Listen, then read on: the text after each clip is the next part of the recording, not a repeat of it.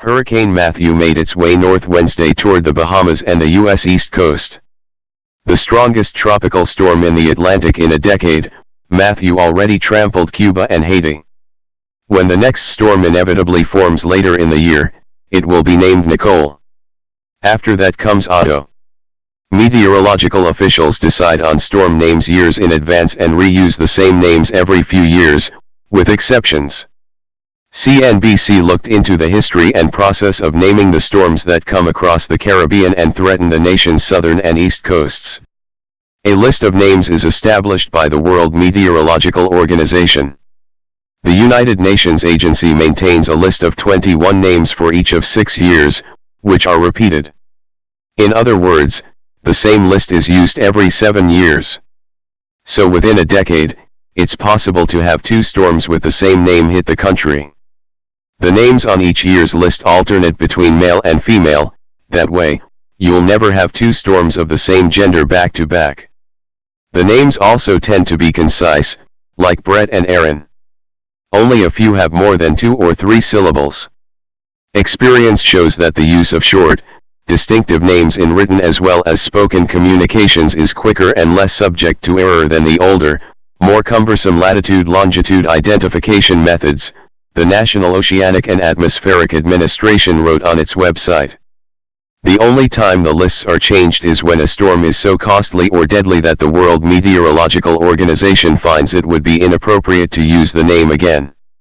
We'll never have another Hurricane Katrina, for example, or another Hurricane Sandy. Not without controversy.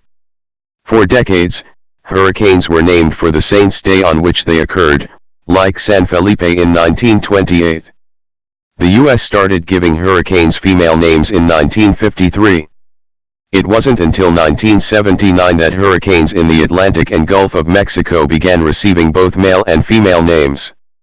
U.S. hurricanes used to be given only female names, a practice that meteorologists of a different era considered appropriate due to such characteristics of hurricanes as unpredictability, researchers wrote in the Proceedings of the National Academy of Science in 2014. The researchers found that hurricanes with female names cause more deaths than male-named storms, suggesting that people don't prepare as much for the feminine storms.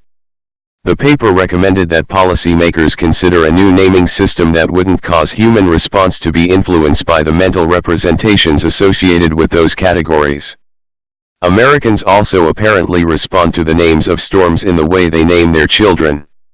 A 2012 analysis found that after Katrina, there was an unusual increase in the number of children with K names, Kimberly, Karen, or Kevin. People avoided the name of the hurricane itself, but were more likely to pick similar-sounding names. Naming conventions are also a source of controversy. A black congresswoman from Texas complained in 2003 that hurricanes were only given white names. All racial groups should be represented, she said, according to Wired. Additionally, the names chosen by the regional tropical cyclone authorities do tend to reflect the names in those regions. The Atlantic Basin hurricanes in the Caribbean, Gulf of Mexico and North Atlantic are named Alberto, Barry, and Chantal. In contrast, Jakarta has Anggrek and Bakung. The Southwest Indian Ocean has Abella from Tanzania, Bransby from South Africa and Silida from Madagascar,